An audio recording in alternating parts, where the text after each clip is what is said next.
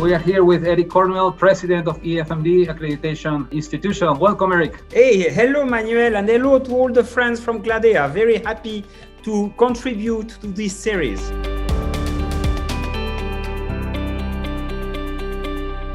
When you look at the landscape of management education, you've got something like 15,000 institutions all over the world. For instance, if you want to study abroad in a country you don't know, I mean, you need to have benchmarks, you need to have elements to give you a chance to make a choice. And I would say identifying a leading institution that is not only excellent, but that would fit with your own requirements, an institution that has an impact, that is committed to improvement and things like that. We know that there are plenty of elements that are of paramount importance for participants. I mean, career services, the possibility to get a scholarship, the long-term viability. I mean, you wouldn't like your school to disappear 5 years after graduation, you see what I mean? And of course, the curriculum. I believe that if a school is accredited by a global body, it's a very good benchmark of quality and on many of these dimensions, because there is a very thorough and very comprehensive evaluation that takes place. So I think it's a real guarantee for the students and the participants. There are a number of I would say internationally agreed standards that we have all, I mean, for accredited institutions, they have all to follow. I mean, in the case of EQUIS, because you were talking about our own accreditations, you know that EQUIS is, I would say, is the leading system without being too arrogant. We are not the biggest, but I think we are the only ones insisting on very critical, very key elements, such as internationalization. For us, a school must be international. In the world of today, what's the point in staying in France or, I don't know, in Brazil or in Belgium? You know, this is just too small.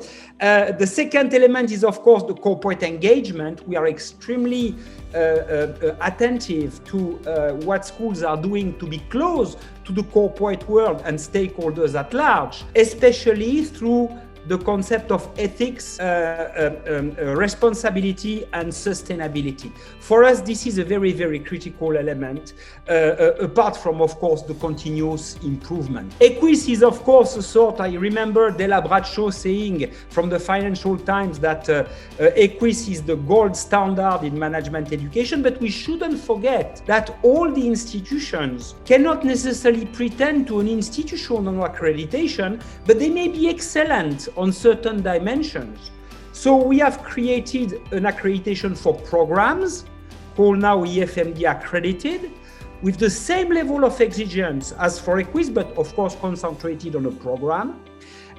We have also for schools that are really in development, not yet accredited, something called EDAF, EFMD Deans Across Frontier, to help institutions grow on certain very critical dimensions. And of course, more recently, replacing the certification for e-learning, we launched EOCS. EOCS means Online Course Certification System. So here we focus on digital programs and we accredit them. So if you want, EFMD has a very diverse membership.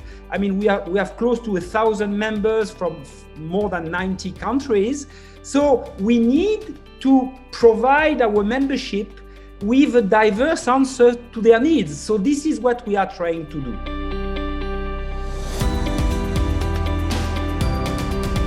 Well, I mean, the answer is obviously yes, but more generally, I think we continuously review our accreditation systems and also the theme, the topics of our conferences, of our advisory seminars, articles in the Global Focus, etc., to be able not only to stick to what's going on, but at the same time try to have what I would call a reconnaissance role for our members, try to help them identify the trends of the future. But of course, if we talk more specifically about accreditation in the pandemic, first of all, Manuel, I can tell you that in March last year, I didn't sleep a lot. I was so anxious about the situation. It was very, very, very hard. But I would say, thanks to the professionalism of my colleagues, thanks to the support of the membership, we were able to move our accreditations online. So definitely the format was extremely different. It means that we had, and we still have, a lot of preparation before. We interact much more with the school before the peer review visit. We have many Zooms. We make sure that we fine-tune everything. Then when you look at the process itself, the peer review visit, well, it's not that different, if you want, than a face-to-face, except that it's on over 4 days instead of 3. We have shorter meetings because, you know, after a while you're exhausted in front of this bloody screen. So you can't have a very, very long sort of sessions. We invite less participants as well.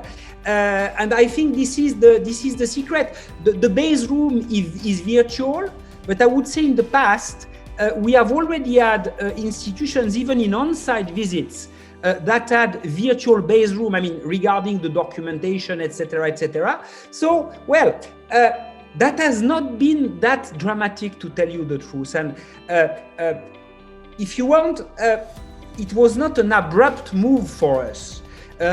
I just spoke about CEL and about EOX. You know, we launched the first certification for e-learning in 2005. So 16 years ago. We knew it was too early to make it super successful, having dozens or hundreds of programs accredited, but we did it to be able to learn and to follow this sort of fourth industrial revolution that is now exactly with us. We transformed later on CEL into EOX in 2016, so 5 years ago. So it means that we were pretty much prepared to deal with this sort of digital systematization of the processes.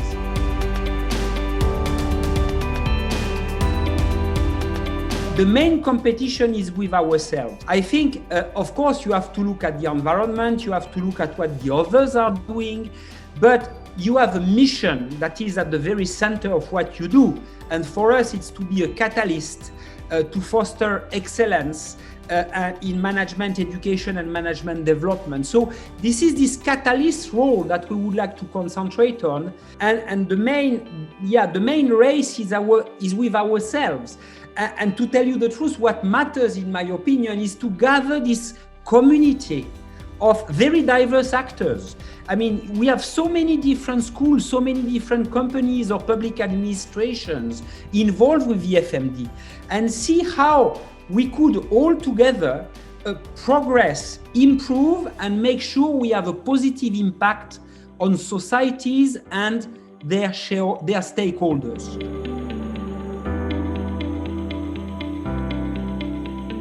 Well, I mean, it's very interesting, Manuel, that you use the word paradigm, because, you know, one of my sort of battles, if I can express myself like this, is that I'm trying to convince everybody, but many are already, that we are, let's say, experiencing a paradigm shift. For me, in management education, management development, it's clearly the case. I mean, I remember the last Dean's meeting, the theme was on finding balance. And I think it's a very important topic because, of course, we have the personal sort of personal professional life balance that we have been talking for 10 or 15 years, but they are more, let's say, closer to our preoccupation. There are plenty of other balances that we have to find. I mean, a very, very clear one, and this is where we need a paradigm change, is on research. clearly, academic excellence is wonderful, and we need to do very sophisticated, axiomatic research. But at the same time, if we forget the impact and the relevance that research should have, we are in danger of being accused by society to deal only with our own problems, whereas an academic institution should produce knowledge and disseminate this knowledge for the well-being of societies at large. And if our research is too loosely coupled with societal realities, if we are not working enough in terms of multidisciplinarity, and in one word, if we don't have a heuristic research, we will be in danger, and we run the risk of not dying, but let's say facing a phenomenon of entropia, and we need to avoid that at all costs. I personally think that business schools can be, have been certainly, and will be, I hope, more and more agents of change. To have a more ethical, a more responsible, a more sustainable world encompassing, let's say, the whole planet. The hybridation of teaching will be more and more a reality. I remember a very interesting article from Santiago Iniguez, who is always ahead of schedule with his ideas, and it was the future is blended. And I couldn't agree more with him. The future is blended, and we need to use technology to be able to convey, let's say, sort of hard topics and also basic education, basic knowledge online, and reserve the time face-to-face with the professor to, let's say, for very sophisticated, complex, rich issues. In a nutshell, all the qualitative and complex issues. So the role and the task of the professors, in my opinion, will change as well, because it's not somebody, coming on his chair and then saying stuff for an hour and a half or 3 hours and then leaving. The professor will be more and more a mentor, a facilitator, an advisor, and potentially, and I think it's very important, keep a long-term relation with the participants. I mean, it's nice to teach a group for 30 hours, but they may need you 2 or 3 years later to have an opinion on your career development or whatever. And I think this after-sales service is also very critical for the future.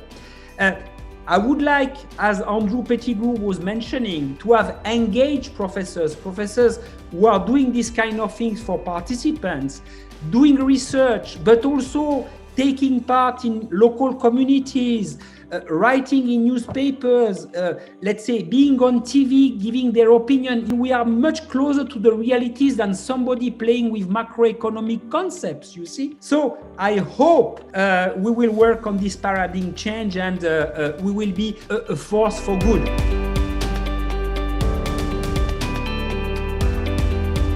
Latin America, we have close to 60 members in Latin America. Hablo el español y a mí me gusta mucho el español y Latinoamérica. No hablo el portugués, pero el español sí. Es muy importante para mí, y la cultura de Latinoamérica es la misma que en Europa, más o menos. But for me, this is, we are brothers, all over the world, but there is a special link between Latin America and Europe. I think a very special one. And we decided to open an office in 2014 to start an annual conference only for America. We have also workshops in Spanish. We have the global focus in Spanish. It's great to speak in English, but Spanish, Portuguese are beautiful languages, and I think they have to keep their role in the globalization. We don't want to speak only English, together. We also want to speak our languages, and I think it's very important to us to provide also our Spanish or Portuguese speaking members with documents in their mother tongue. And CLADEA and EFMD is a very, very long love story. As you know, we have been working together together, attending each other's event for forever. And you can count on us to develop further. I mean, we have, as I said, a bit less than 60 members in Latin America. I would love to have 100, 200, and to have many more activities in this part of the world. I mean, really, for me, there is absolutely no question and no doubt. I mean, we are super close.